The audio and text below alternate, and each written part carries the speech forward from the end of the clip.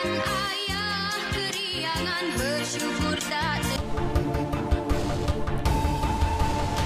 Raya Aidilfitri bersama, bukti keluarga Malaysia akrab.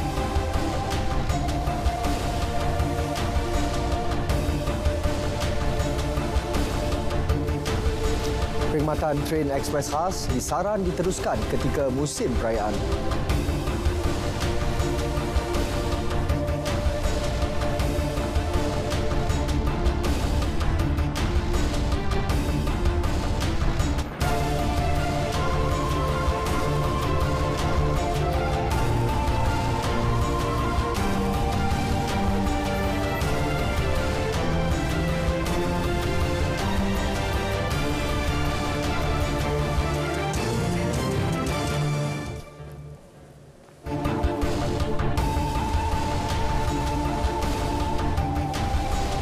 Assalamualaikum dan salam keluarga Malaysia. Saya Sahih Samsudin. Berita wilayah 8 Mei 2022 membawakan laporan terkini dari seluruh negara. Juga lintas langsung dari Sarawak, Sabah dan Kelantan turut mengisi paparan petang ini. Terus setia sejam bersama kami.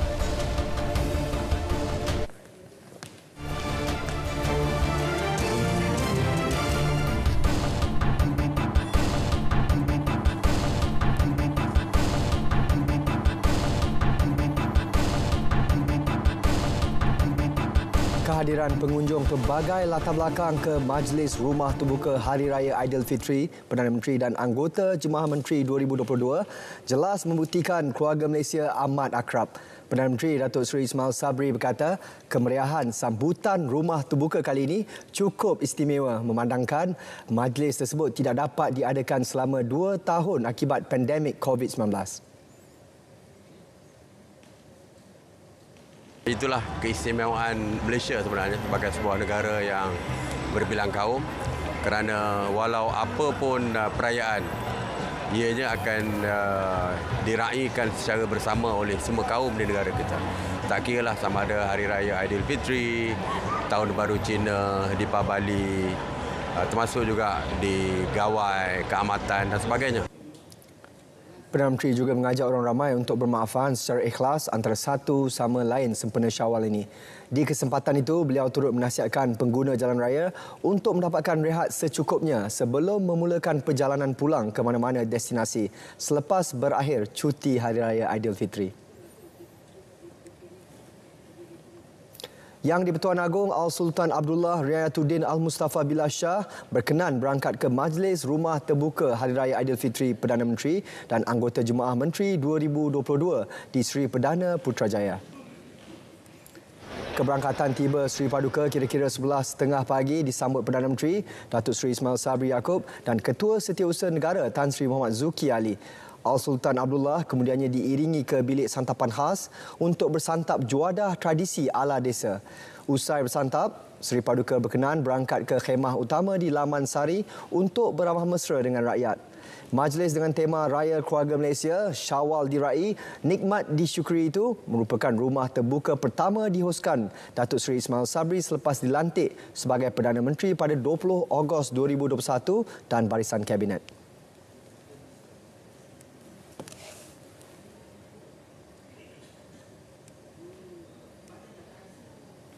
Aliran trafik di lebuh raya utama di seluruh negara kini terkawal dengan peningkatan kenderaan di lebuh raya tertentu.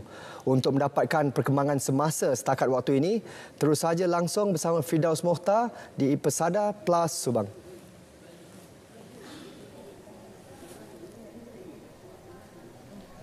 Baik, terima kasih rakan penyampai di Angkasa Beri Sahih Samsudin.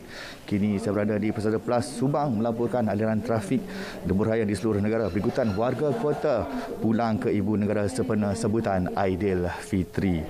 Di masa yang sama, untuk hari ini dan semalam kerajaan telah memberikan insentif tol percuma bermula tengah malam semalam hingga setakat 11.59 malam ini. Dan ketika ini di belakang saya aliran trafik di lebuh raya khususnya kilometer 504.4 Bidur Sungkai, trafik perlahan sejauh 14 km arah selatan dengan kenderaan banyak dan perlahan manakala arah utara masih berjalan lancar.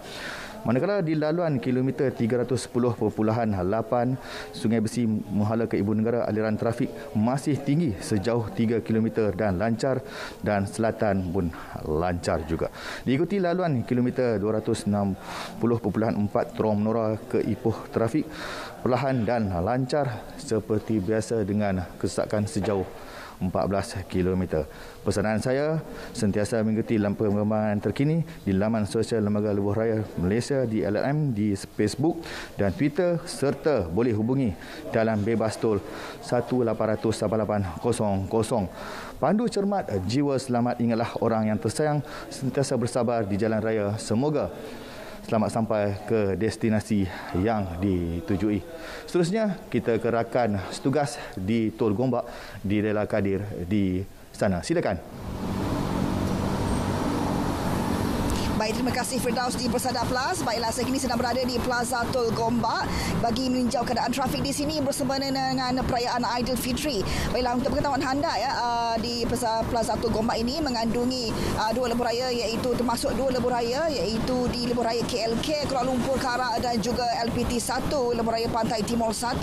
Dan untuk pengetahuan anda sebenarnya daripada pukul 10 pagi hingga 12 tengah hari tadi, trafik sudah pun mula sesak. Pertambahan kenderaan berlaku seawal pukul 8 pagi lagi. Ini berikutan orang ramai sudah pun pulang dari kampung menghala ke ibu kota. Dan untuk pengetahuan anda, antara kawasan-kawasan trafik sesak ataupun pertambahan kenderaan termasuk Bentong menghala ke Lentang, Lentang menghala ke Bukit Tinggi. Ini pada pukul 12 tengah hari dan kemudian Lentang juga trafik sesak berlaku di Bentong menghala ke Lentang dan juga Lentang menghala ke Bukit Tinggi, dan juga trafik juga perlahan dari Karak menghala ke Bentong. Dan untuk pengetahuan anda, pada pukul 10 hingga 12 merupakan 10 pagi hingga ke 12 tengah hari merupakan waktu puncak. Orang ramai berada di dalam kenderaan dan berada di lebuh raya. Dan juga apa yang saya diberitahu oleh pihak Anik Berhad, pada pukul 1 tengah hari hingga ke 2 petang, trafik agak selesa. Ini berikutan orang ramai, dijangkakan orang ramai telah pun berehat sebentar untuk menunaikan solat Zuhur bagi Muslim dan juga berehat untuk makan tengah hari di kawasan R&R di sepanjang lebuh raya. Dan juga manakala di kawasan LPT 1, trafik selesa, trafik lancar kedua-dua belah arah. Ini telah pun dijangka menurut pihak Anik Berhad, ini berikutan orang ramai telah pun memulakan perjalanan pulang ke ibu kota bermula dari 3 hari bulan lagi. Ini berikutan cuti umum sehingga 4 hari bulan, dan kebanyakan mereka telah pun pulang ke ibu kota dan juga untuk bekerja pada hari esok. Dan yang paling membanggakan sekali adalah pihak Anik Berhad memberitahu di setiap R&R, kawasan-kawasan lebuh raya di sepanjang jalan agak terkawal. Keadaan agak terkawal. Ini berikutan orang ramai ataupun keluarga Malaysia sudah mempunyai kesedaran mengenai penularan COVID-19 dan mereka memilih untuk tidak menyesakkan lagi keadaan yang berlaku di R&R bagi memastikan keadaan terkawal di sana. Dan juga apa yang saya diberitahu oleh pihak Anik Berhad, pihak Anik Berhad sendiri telah pun melakukan kerja-kerja penambahbaikan. Antaranya telah melakukan usaha memastikan keadaan lebuh raya KLK dan juga LPT 1 berkeadaan baik bagi memastikan perjalanan juga lancar. Ini termasuk memastikan bekalan-bekalan air di kawasan setiap R&R sentiasa ada, dan juga sentiasa memastikan keadaan trafik juga lancar. Dan juga sekiranya ada perkara tidak ingin berlaku di kalangan penumpang, mereka akan sentiasa memastikan keadaan kenderaan mereka dalam keadaan baik. Dan juga kami juga ingin berterima kasih kepada pengurus besar kanan Ketua Anik Berhad, iaitu Puan bagi Puan Rosia. Pihaknya telah memaklumkan kepada kami dari masa ke semasa mengenai keadaan trafik di sini. Baiklah, itu saja yang dapat saya kongsikan buat seketika ini. Kita bersama dengan Rufina bagi mendapatkan maklumat di R&R Sungai Buloh. Silakan Rufina. Baik, terima kasih Dalila. Saya berada di sini sejak pukul 4 petang tadi. Berdasarkan pemerhatian saya, suasana di RNR Sungai Buloh yang menghala ke ibu kota masih terkawal. Ada yang singgah sekejap untuk makan dan rehat sebelum meneruskan perjalanan. Khidmat pasukan rela turut disediakan untuk melancarkan penggunaan perkhidmatan di RNR ini. Bersama-sama saya ketika ini salah seorang pengguna bernama Faiz yang dalam perjalanan ke Kuala Lumpur hari ini. Silakan Encik Faiz, macam mana perjalanan anda dari kampung halaman? Kampung saya berada di Taiping. Jadi saya memulakan perjalanan pada jam 11 pagi.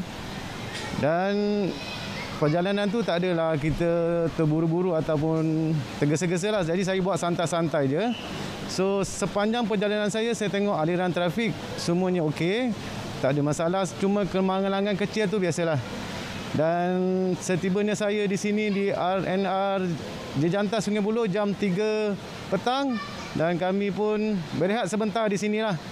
So saya menggunakan perkhidmatan yang disediakan oleh PLAS seperti surau dan tandas. Setakat ni saya tengok kebersihan pada tandas, alhamdulillah bersih, surau pun bersih dan penyediaan bagi tempat-tempat makan pun alhamdulillah semua kedai buka. Jadi saya rasa selesa di sini. Baik, setakat itu perkembangan yang saya dapat kongsikan dari RNR Sungai Buloh. Kita terus ke Johor bersama Anas di Plaza Tol Skudai. Silakan. Anda ada laporannya di Sungai Buloh, saya pula berada di Plaza Tol Skudai petang ini untuk perkongsian terkini aliran trafik. Jika pukul 4 petang tadi kami melintas langsung di sini, situasinya agak ada berlaku sedikit pertambahan di laluan masuk ke lebuh raya dari arah selatan ke utara. Namun pada petang ini sehingga kini aliran trafik kembali lancar. Berikutan pihak PLAS juga di Plaza Tol Skudai ini membuka semua 16 lorong untuk semua pengguna bagi memastikan kelancaran aliran trafik keluar dan masuk di Plaza Tol Skudai ini. Namun petang ini sebenarnya saya nak kongsikan apa yang berlaku sepanjang op selamat di Johor, dan bersama dengan saya petang ini Timbalan Ketua Jabatan Siasatan dan Penguatkuasaan Trafik IPK Johor DSP Khairul Azhar Ismail. Tuan, terima kasih sudi bersama dengan ATM. Selamat hari raya tuan. Selamat Raya Maazir Batin. Terima kasih Cik Anas. Baik tuan, sepanjang op selamat di Johor ni boleh kongsikan kepada penonton RTM bagaimana situasinya? Untuk makluman semua penonton, aliran trafik lalu lintas dia bagi negeri Johor keadaan sekarang masih lagi terkawal. Di mana kenderaan yang melalui lebuh raya semua dalam keadaan baik. Cuma ada beberapa kawasan mendaki saja berlaku sedikit perlahan. Namun ianya tidak melibatkan sebarang kemalangan.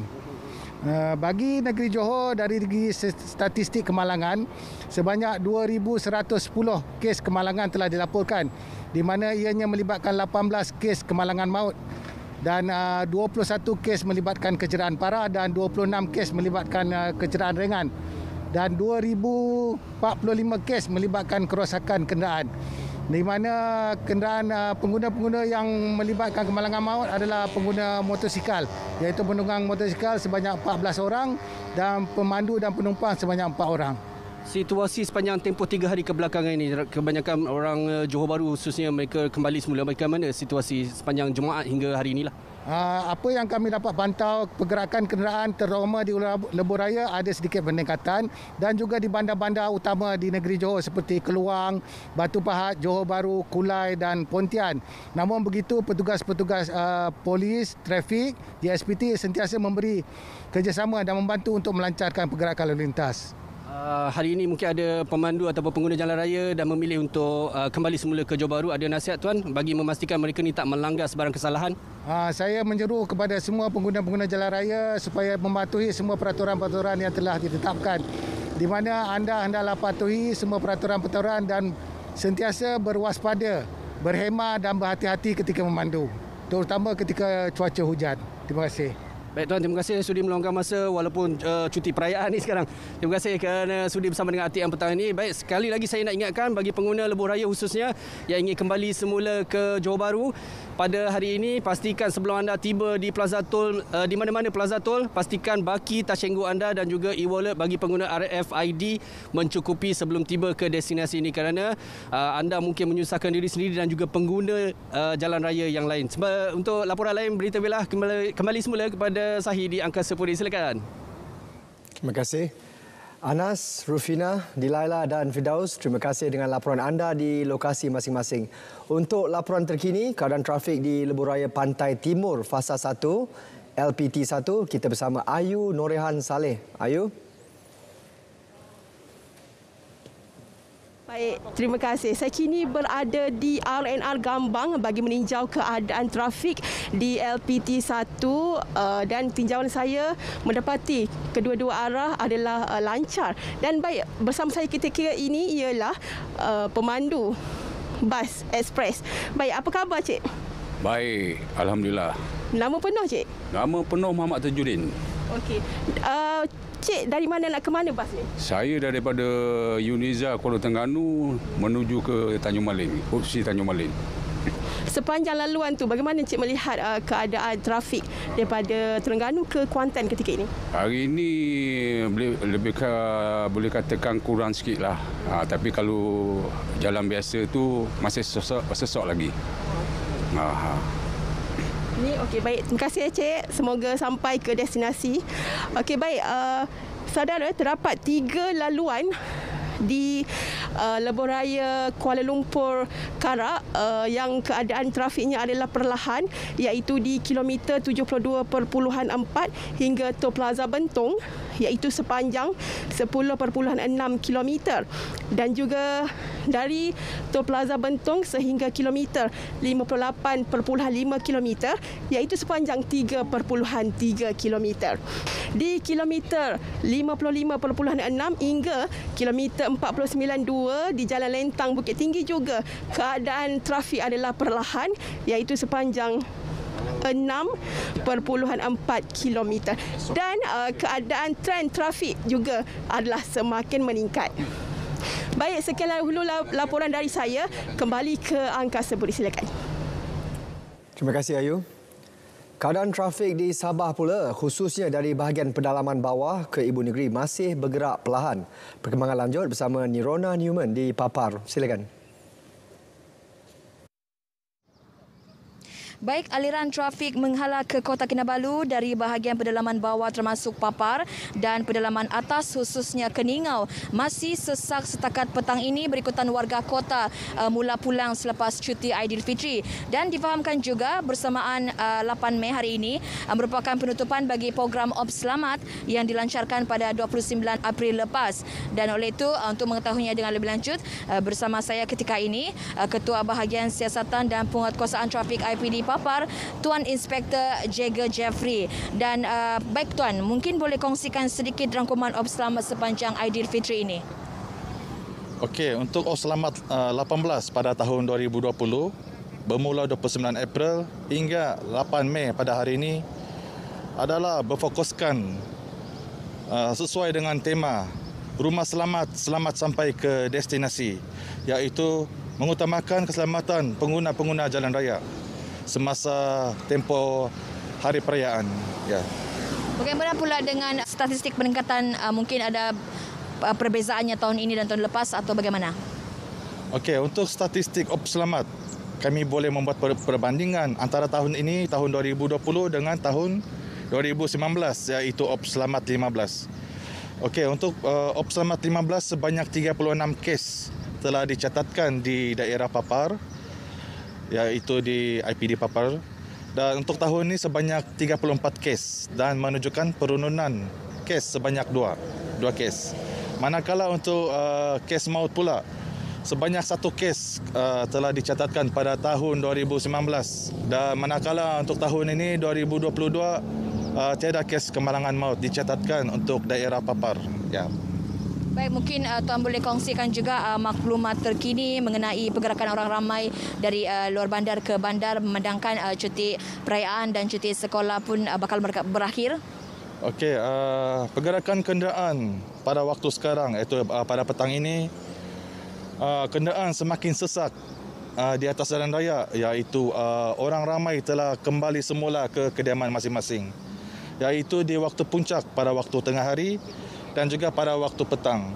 Kenderaan adalah berpusu-pusu ke pusat bandar, iaitu untuk kembali ke kediaman masing-masing. Ya. Mungkin apa pesanan ataupun nasihat kepada orang ramai, Tuan? Okey, nasihat saya kepada orang ramai sempena penutupan Op Selamat pada hari ini. Iaitu yang pertama adalah semua pengguna jalan raya hendaklah lebih berhati-hati dan sentiasa mematuhi peraturan dan undang-undang jalan raya. Dan yang kedua, pengguna jalan raya hendaklah bersikap lebih bersabar semasa memandu dan tidak terburu-buru. Dan juga yang seterusnya, yang ketiga, jika terlibat dengan pemanduan jarak jauh, dapatkan rehat yang secukupnya. Dan juga yang terakhir, pastikan kenderaan semua telah diselenggara dan telah diservis dengan baik dan cek dulu sebelum memulakan perjalanan. Baik, terima kasih atas perkongsian pesanan dan juga nasihat daripada Ketua Bahagian Siasatan dan Penguatkuasaan Trafik IPD Papar, Tuan Inspektor Jagger Jafri. Baik, saya kira itu sahaja laporan yang dapat kami kongsikan. Kembali bersama rakan penyampai di Angkasa Puri. Silakan. Terima kasih Nirona. Bagi mengelak pengguna berdepan kesesakan lalu lintas, Kelantan mencadangkan agar perkhidmatan tren khas Ekspres Keluarga Malaysia dari Tumpat Kuala Lumpur Tumpat oleh Kereta Api Tanah Melayu Berhad KTMB diteruskan pada masa depan. Menteri Besar Datuk Ahmad Yaakob mengakui perkhidmatan seperti itu wajar diteruskan pada musim perayaan, malah juga boleh diteruskan sepanjang masa. Ini sebagai satu percubaan, nampaknya bagus sambutan dan kita minta supaya kerajaan minta supaya diadakan seminggu sekali ke sekurang-kurangnya atau sebulan sekali ataupun untuk musim perayaan Hari Cina ke atau apa-apa perayaan. Sebenarnya orang Kelantan suka balik ke kampung. Beliau berkata demikian pada sidang media selepas majlis pelepasan tren khas Ekspres Keluarga Malaysia di stesen Wakaf Baru Tumpat. Cadangan dibuat susulan permintaan tinggi dan sambutan luar jangka rakyat Kelantan terhadap perkhidmatan tren khas Ekspres Keluarga Malaysia yang berlepas dari Tumpat ke stesen KL Sentral malam tadi. Sementara itu, Ketua Pegawai Operasi KTMB, Muhammad Zain Mat Taha berkata, tren khas itu membawa seramai 815 penumpang pulang berhari raya dari stesen KL Sentral ke Tumpat pada 29 April lalu.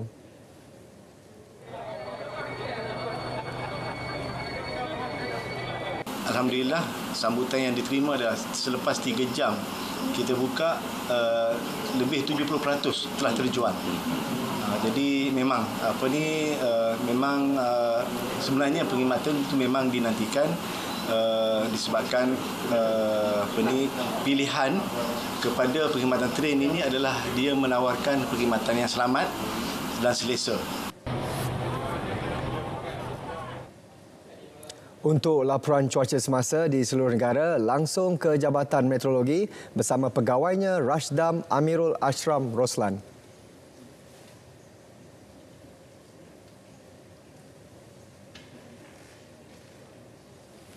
Baiklah, Assalamualaikum dan salam hormat kepada semua penonton. Kita mulakan informasi cuaca pada petang ini dengan melihat kepada carta angin semasa.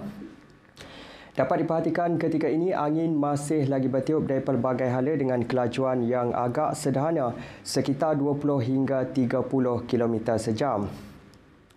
Namun demikian dapat diperhatikan juga ketika ini terdapat penumpuan angin di sekitar perkapalan Selat Melaka yang mana keadaan ini boleh membawa kepada kelembapan yang tinggi dan hujan yang berpanjangan di kawasan-kawasan berkenaan. Baiklah, untuk makluman semua juga, Met Malaysia telah pun mengeluarkan amaran angin kencang dan laut bergelombang tingkat pertama dan juga kedua melibatkan kawasan-kawasan yang berwarna berkenaan yang mana keadaan ini akan berkuat kuasa sehingga ke 9 Mei nanti. Oleh itu, keadaan ini adalah amat berbahaya untuk aktiviti menangkap ikan, bot-bot kecil dan perkapalan serta aktiviti pantai dan sukan laut. Baiklah, kita balik pula untuk melihat tinjauan cuaca semasa pada petang ini.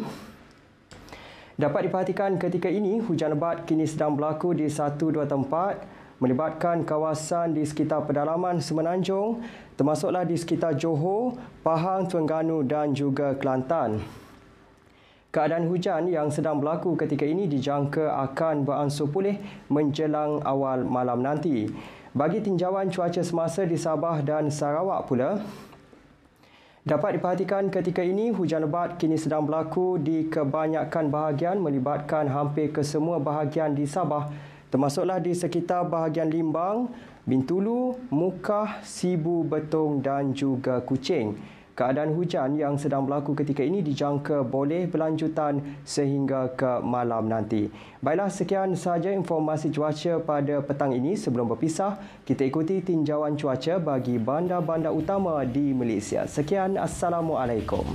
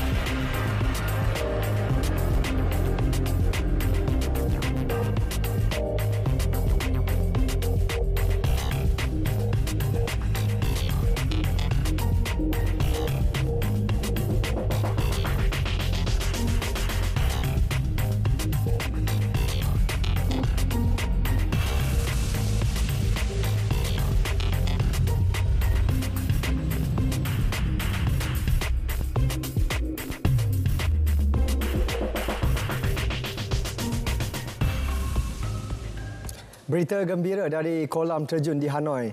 Malaysia berjaya raih pingat emas pertama menerusi penerjun Nur Dabita Sabri dalam acara 1 meter papan anjal individu wanita. Rakan senegara Kimberly Bong Kian Ping pula meraih pingat perak. Saksikan berita perdana 8 malam ini untuk laporan penuh.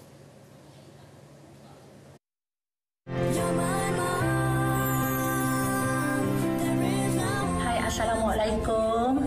Penonton di luar sana, saya ingin mengucapkan selamat Hari Ibu kepada semua wanita-wanita, anak-anak yang di luar sana. Hargailah ibu anda ketika dia masih ada. Jangan esok menyesal tak berguna. Bersama dengan RTM. Ya Mama.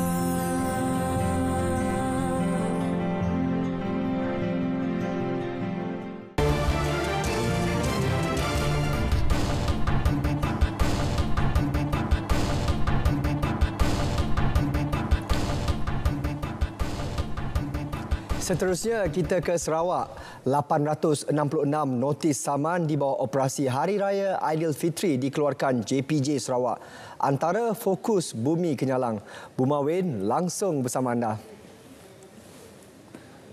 Baik, terima kasih Sahi. Jabatan Pengangkutan Jalan JPJ Sarawak mengeluarkan sebanyak 866 notis saman di bawah operasi Hari Raya Aidilfitri (OPHRA) sejak 29 April lepas hingga semalam. Pengarah kanan penguatkuasa Jabatan Pengangkutan Jalan, Datuk Lokman Jamaan berkata, ia hasil pemeriksaan ke atas lebih 5,300 kenderaan di seluruh negeri. Jelas Datuk Lokman terdapat 5 kesalahan utama dikesan termasuk memotong garisan, menggunakan laluan kecemasan serta menggunakan telefon bimbit ketika memandu. Beliau memberitahu JPJ Sarawak juga melakukan pemeriksaan ke atas 6 buah depoh bas dan 6 buah terminal bas di seluruh negeri. Ia melibatkan pemeriksaan sebanyak 116 buah bas. Sebanyak 2 notis telah dikeluarkan bagi arahan pemeriksaan dan larangan penggunaan kenderaan ekoran tidak memenuhi spesifikasi yang ditetapkan. Penggunaan bas-bas ekspres dan persiaran ini amat dititik beratkan keselamatannya oleh semua JPJ seluruh Malaysia termasuk di Sarawak, di mana kita dapat memastikan bahawa semua kenderaan yang bergerak daripada depo dan terminal ke destinasi-destinasi tertentu sampai dengan selamat. Selain itu, JPJ Sarawak turut menahan 18 buah kenderaan berat yang ingkar perintah larangan berada di jalan raya sepanjang operasi berkenaan. Perintah larangan berkenaan dikuatkuasakan bagi kenderaan berat yang telah ditetapkan bertujuan memastikan kelancaran pergerakan kenderaan ketika musim perayaan. Datuk Lokman bercakap kepada pemberita selepas melakukan lawatan pemantauan OPHRA di Terminal Bas Kuching Central. OPHRA JPJ di Sarawak akan berakhir hari ini. Satu lagi ruang bagi menjana pendapatan disedia kepada masyarakat di Seratuk susulan kejayaan penganjuran Uptown Seratuk yang masih lagi berterusan ketika ini.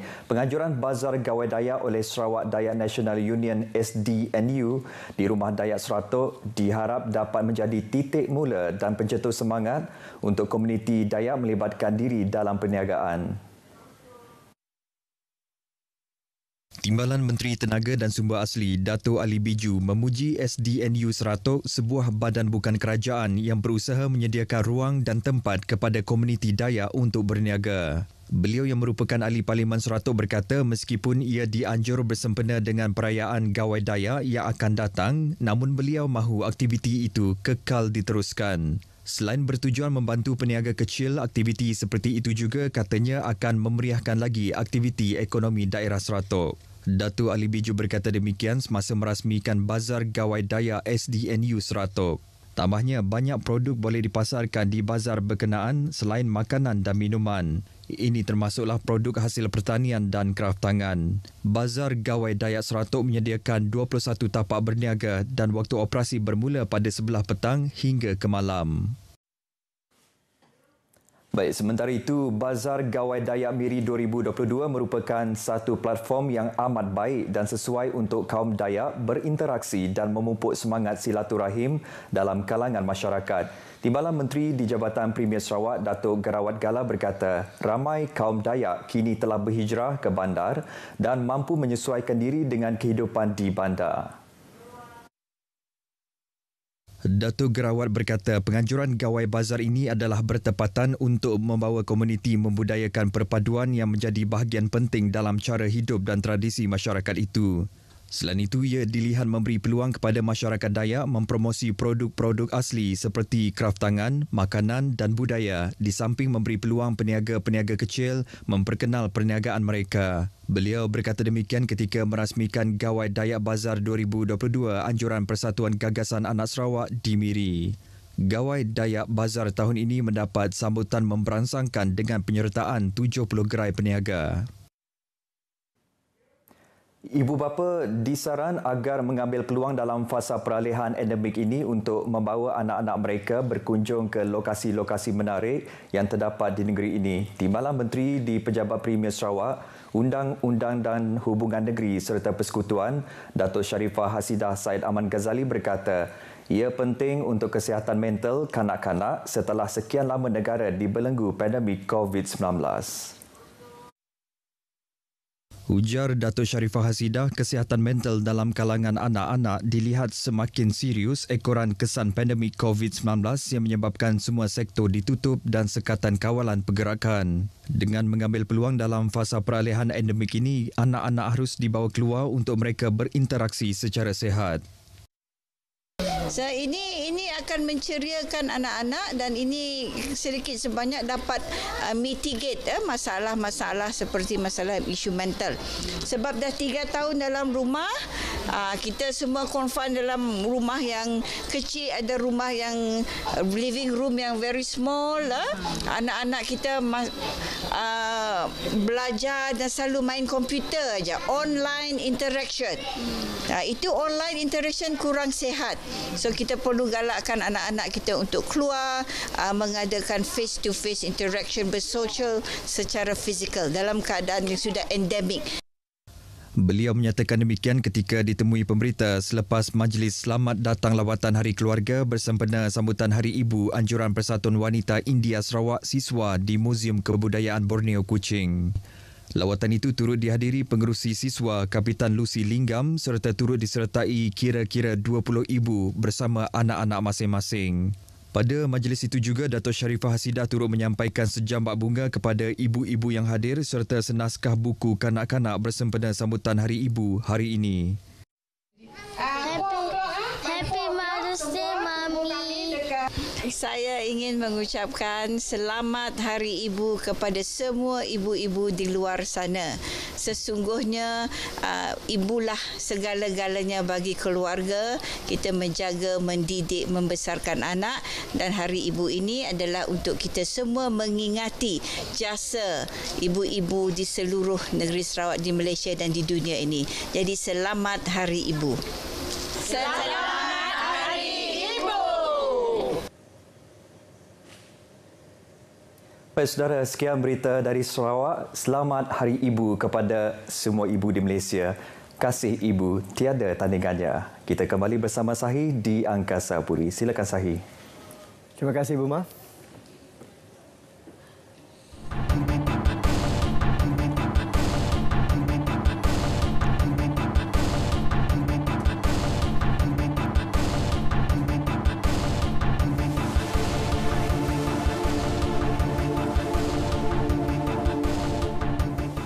Perkembangan dari negeri di bawah bayu. Antara fokus menarik, pengembalian 40% hasil bersih Sabah daripada Kerajaan Persekutuan diharap bersifat adil.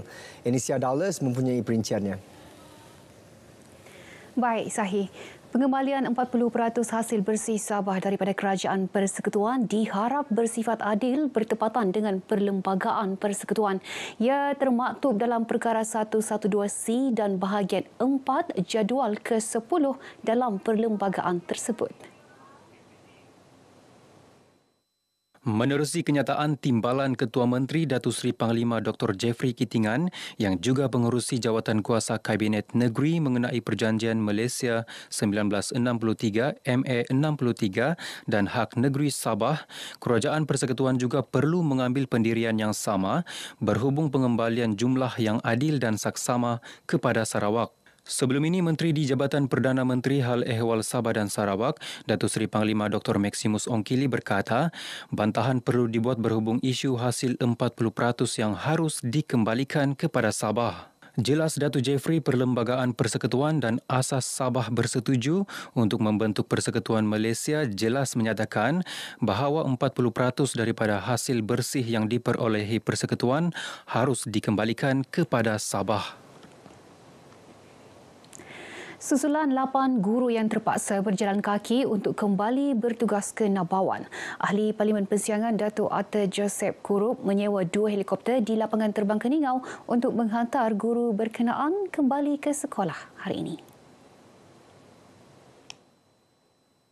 8 guru berkenaan akan memulakan tugas esok di sekolah sekitar Mukim Tatalaan Nabawan termasuk SK Panggaraan Nabawan. Datuk Arthur yang juga Timbalan Menteri Kerja Raya berkata, 2 pesawat khas disewa untuk kegunaan 8 guru ini kembali ke kawasan mereka tanpa melalui jalan darat yang terputus akibat bencana banjir baru-baru ini. Pada hari biasa, mungkin perjalanan mereka akan mengambil masa 4 jam ataupun paling-paling 6 jam. Tetapi pada kali ini disebabkan jalan dan jambatan telah putus, perjalanan itu boleh mengambil sehingga 18 jam. Seperti yang telah diumumkan, peruntukan kecemasan telah diluluskan Perdana Menteri untuk pembaikan infrastruktur yang rosak akibat bencana banjir. Pegawai teknikal telah membuat lawatan tapak lokasi dan pembinaan jambatan gantung untuk SK Nangkawangan dan SK Layon telah bermula beberapa hari lalu. Sehubungan itu, beliau menjangkakan kerja pembaikan yang lain akan menyusul dalam masa terdekat. Seorang penunggang dan pembonceng motosikal cedera parah selepas dipercayai bertembung dengan sebuah lori 8 tan di Jalan Tambunan, Keningau berhadapan Kelab Golf Tambunan awal pagi tadi. Menerusi kenyataan Pusat Gerakan Operasi Jabatan Bomba dan Penyelamat JBBM Sabah, Balai Bomba dan Penyelamat BBP Tambunan menerima panggilan kecemasan pada 1.23 pagi dan menggegaskan sepasukan anggota bersama sebuah FRT dan EMRS ke lokasi kejadian. Sebaik tiba, mangsa diberi rawatan awal oleh pasukan EMRS dan seterusnya dihantar ke hospital untuk rawatan lanjut. Sementara itu, seorang lelaki juga cedera parah selepas kenderaan yang dipandunya terbabas sendiri di tepi jalan lama Batu 7 Inanam pagi tadi. Sepasukan anggota dari BBP Lintas yang digegaskan ke lokasi selepas menerima panggilan kecemasan pada 3.10 pagi berjaya mengeluarkan mangsa yang tersepit. Mangsa kemudiannya dihantar ke hospital menggunakan ambulans untuk rawatan lanjut. Sebanyak 16 kepinsaman atas pelbagai kesalahan dikeluarkan dalam op Samseng Jalanan Mabuk di sekitar pusat bandar dan Batu 3 Jalan Utara Sandakan malam tadi. Antara kesalahan disaman termasuklah ubah suai exhaust, gagal menunjukkan lesen, tiada lesen memandu dan tiada lesen GTL. Selain itu, 2 individu diuji dengan alat ujian kandungan alkohol dalam nafas serta sebuah motorkar disita kerana mempamerkan plat nombor kenderaan yang bukan milik kenderaan tersebut. Menurut kenyataan Polis Daerah Sandakan, kesemua pemandu dan kenderaan kemudian dibawa ke IPD Sandakan untuk tindakan lanjut.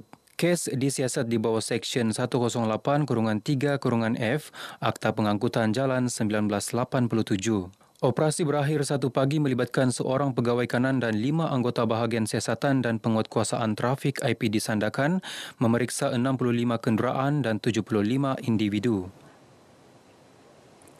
Sambutan Aidilfitri tahun ini disambut meriah dengan kehadiran masyarakat terdiri daripada pelbagai kaum dan agama yang mencerminkan konsep keluarga Malaysia. Di Kota Belud, Majlis Silaturahim Aidilfitri bersama Adun Tempasuk diadakan dengan kehadiran penduduk kampung sekitar yang berlangsung di Perkarangan Pusat Khidmat Rakyat Dun Tempasuk. Ketika ditemui RTM, Adun Tempasuk Muhammad Arsyad Bistari menyifatkan kehadiran semua pihak tanpa mengira fahaman politik membuktikan perpaduan di Sabah terus utuh. Rasa terharu sebab kehadiran dan kehadiran masyarakat setempat kita untuk datang merayakan Hari Raya ini dan sekaligus silaturahim itu tersambung balik, terbinanya silaturahim antara pemimpin dan masyarakat. Sementara itu, penduduk kampung yang ditemui turut berkongsi keturjaan menyambut Hari Raya Aidilfitri tahun ini. Perasaan gembira sebab setelah 2 tahun kita tidak dapat beraya bersama. Hari ini, tahun ini kita sama-sama dapat berkumpul, dapat berkunjung ke semua tempat dan rasa happy lah jumpa dengan sanak saudara semua, kawan-kawan. Perasaan saya selama 2 tahun tidak merayakan Hari Raya ini kan sangat luar biasa sebab di kalangan orang ramai yang sudah 2 tahun tidak bersama merayakan perayaan. Sangat rindu keadaan itulah. Silaturahim antara YB dengan rakyat khususnya di Tempasuk sangat mesra dan juga mesra rakyat dan juga sangat baiklah. Kami untuk menyambut Hari Raya seperti ini amat memberi satu keselesaan dan kelegaan kepada kami masyarakat di Dun Tempasuk. Jadi terima kasih kepada Yang Berhormat karena dia dapat memberi sedikit sumbangan sehinggalah acara pada hari ini dapat berjalan dengan lancar. Majlis turut dimeriahkan dengan penyampaian sumbangan wang tunai dan barangan keperluan kepada Pusat Pendidikan Al-Fatih Tempasuk, Kota Belud. Baik, paparan itu mengakhiri berita dari negeri di bawah bayur kali ini. Teruskan kesetiaan anda bersama RTM dan ikuti lebih banyak perkembangan semasa menerusi berita wilayah. Kembali bersama Sahi untuk berita seterusnya. Sahi. Terima kasih, Ann. Lebih 2,000 penerima di Labuan menerima lebih 10,000 kampit beras menerusi program bakul makanan My Food at Wilayah melalui Majlis Perwakilan Penduduk MPP Zon Labuan. Pengurusinya Muhammad Zul Faizal Abdul Manan berkata sumbangan Kementerian Wilayah Persekutuan menerusi Yayasan Wilayah Persekutuan diberi kepada penduduk yang berdaftar di bawah IKASE.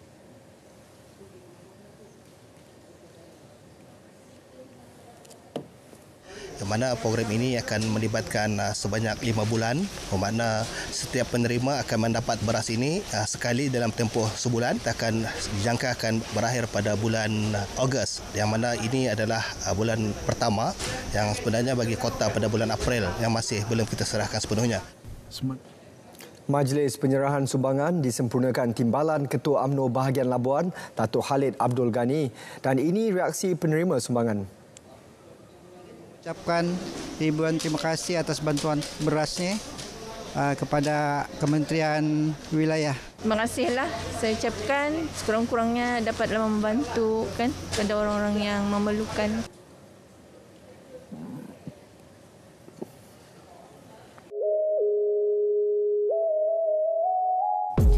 Why do we tell you stories? Relevant, New, efficient, accurate, reliable. We bring you extraordinary stories from around the world, from politicians, bankers, and even your favorite celebrities. This and many more on RTM's English News.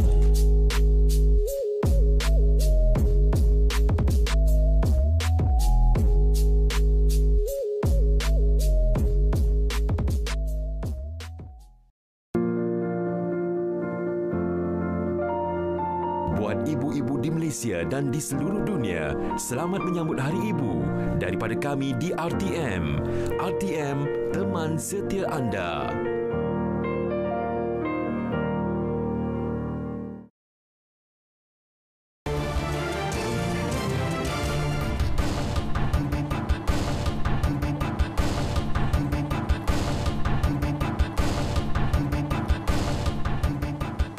Anggota trafik ditempatkan di laluan-laluan utama di seluruh Kelantan bagi memudahkan perjalanan anak perantau kembali ke ibu kota selepas cuti Aidilfitri. Laporan itu antara perkembangan semasa dari Kelantan. Muhammad Azidi Abdullah teruskan dengan laporan yang telah disediakan.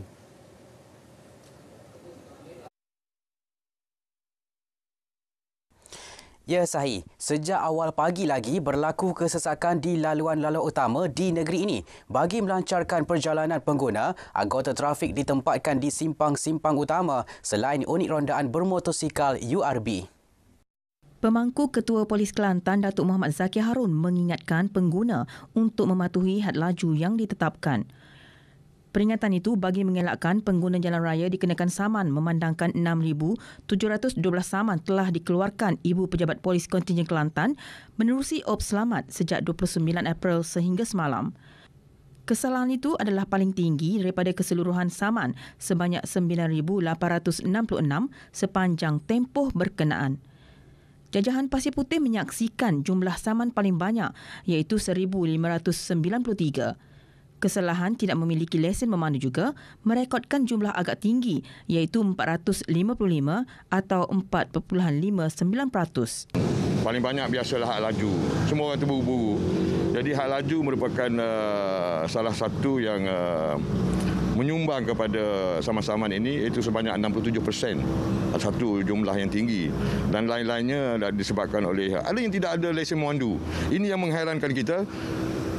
Banyak juga sama-sama dikeluarkan kerana tidak ada lesen memandu. Saya ingin ingatkan pada semua pengguna jalan raya ataupun ibu bapa khususnya untuk melihat anak-anak ini. Jangan dibiarkan anak-anak membawa kenderaan tanpa lesen. Dalam perkembangan berkaitan, beliau turut memberitahu jumlah kemalangan maut sepanjang tempoh berkenaan turut mencatatkan peningkatan iaitu 14 kes dengan 15 kematian direkodkan setakat semalam.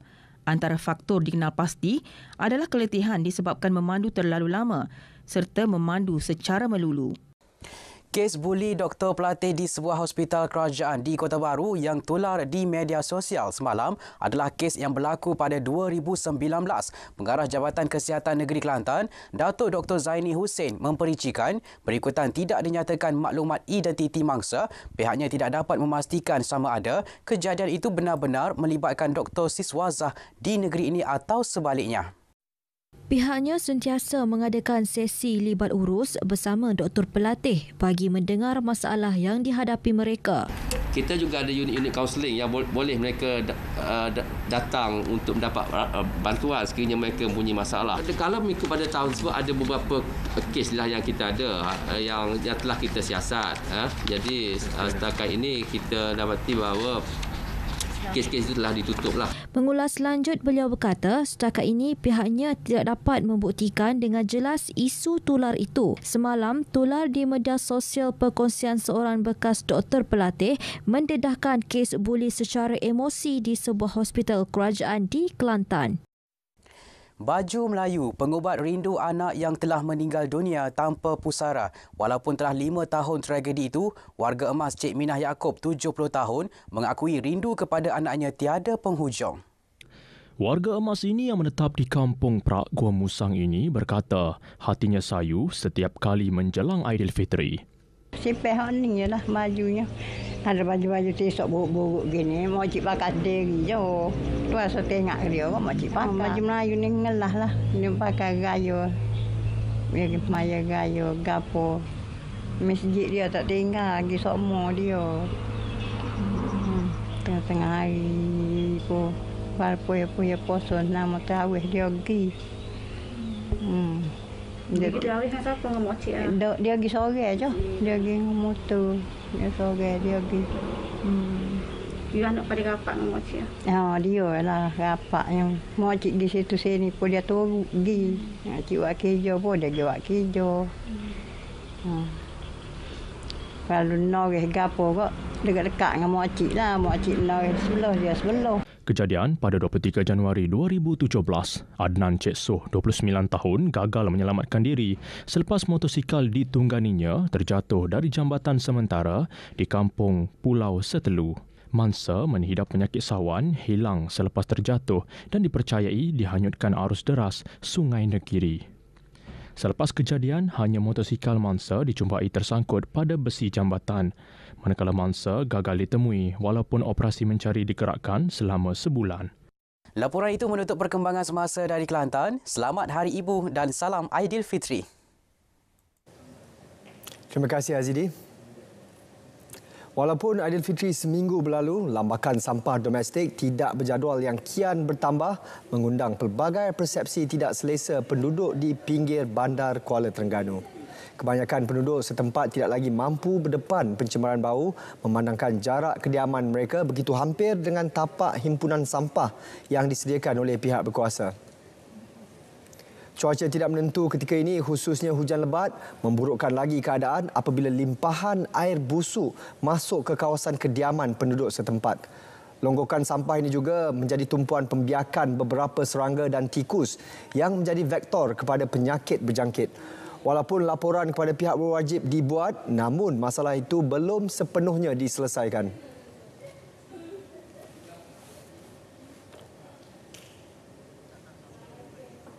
Kita faham juga manpower pun tak ramai. Jadi benda ni kita takkanlah kita nak berterusan sampai 5-6 tahun. Kalau boleh biarlah ada pelang baru lah. Pihak berwajib ni buatlah pelang baru macam mana nak uruskan sampah domestik ni. Sebenarnya raya ni saya minta marilah kutip sampah lah, maknanya walaupun tak dan siang mana pihak berwajib ni kutip malam. Mana tak dan biasanya 3 hari sehari 3 kali kurang-kurang. Saya sekali pun tak apa. Nak minta tolong MBKT mari ambil sekali sehari tak apa dah sampah sebab banyak kat sampah terbiar mana bau busuk sangatlah.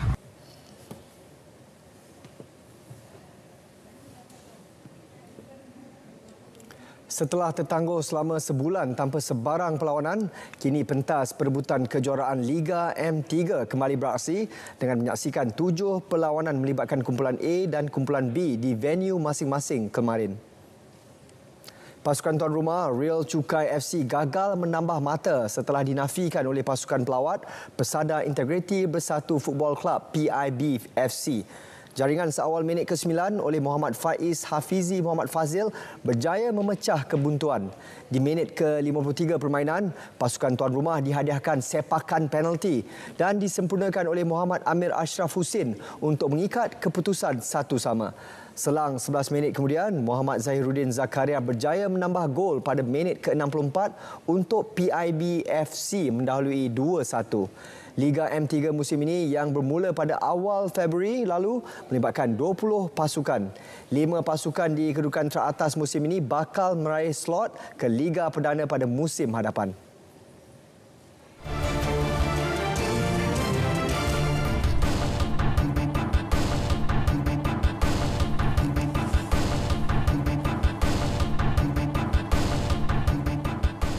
Pokok gaharu atau nama saintifiknya Aqualaria bernilai tinggi sehingga melebihi harga emas.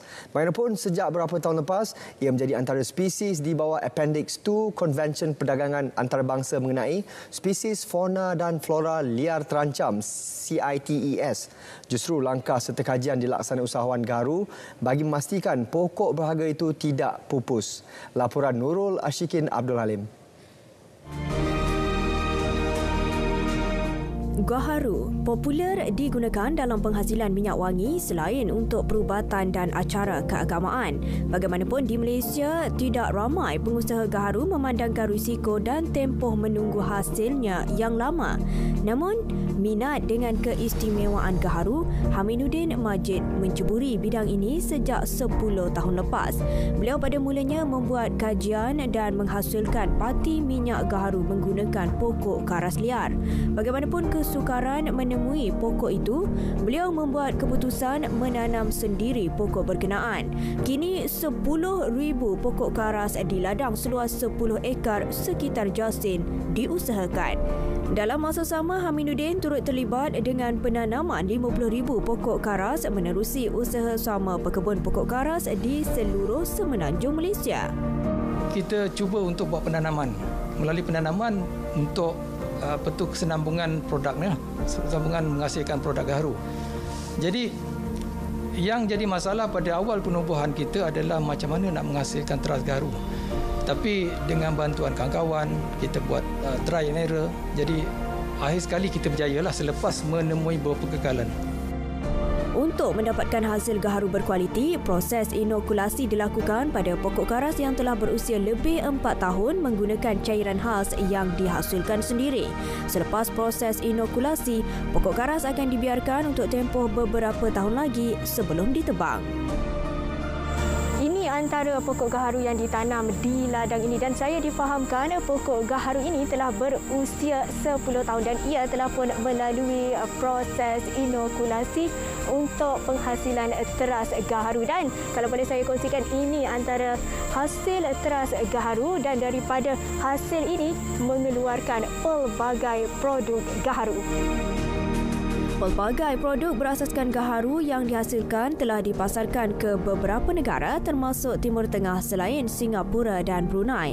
Selain pati minyak gaharu, produk hiliran lain turut dihasilkan antaranya songkok dan sejadah, tasbih, tongkat, serbuk teh dan kopi, air suling, pewangi kereta dan sebagainya. Walaupun pandemik COVID-19 yang melanda dunia 2 tahun lalu merencatkan sedikit proses untuk mengekspor gaharu ke pasaran luar, namun ia memberi peluang kepadanya meneroka dan menghasilkan lebih banyak produk gaharu. Tetapi produk yang kita keluarkan adalah mesti real gaharu. Bukan campuran, bukan hanya dipanggil gaharu tapi bukan gaharu dalam tu. Itu susah. Tapi kalau dipanggil real gaharu, dari segi market tak ada masalah. Permintaan memang banyak. Peminat gaharu memang banyak. Harapannya pada usahawan yang mahu menceburi perusahaan gaharu untuk tidak mudah berputus asa dan sabar menunggu hasilnya. Laporan Nurul Ashikin Abdul Halim, Berita RTM. Perdana Menteri Datuk Seri Ismail Sabri Yaakob mengingatkan seluruh keluarga Malaysia untuk menghargai segala jasa dan pengorbanan ibu sempena sambutan Hari Ibu hari ini. Malah pengorbanan ibu sangat tinggi dalam mencorak kehidupan anak untuk menjadi insan yang berguna. Saya mengucapkan selamat Hari Ibu kepada seluruh ibu yang berada di seluruh negara dan di mana saja berada, kerana tanpa ibu, siapalah kita? Ibulah yang membentuk kita menjadi seperti yang kita ada hari ini. Terima kasih kepada semua ibu yang berada di Malaysia dan seluruh di mana saja berada.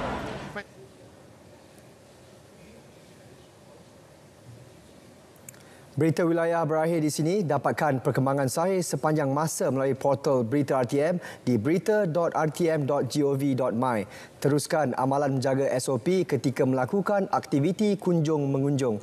Selamat Hari Ibu kepada wanita-wanita yang bergelar ibu di Malaysia. Assalamualaikum.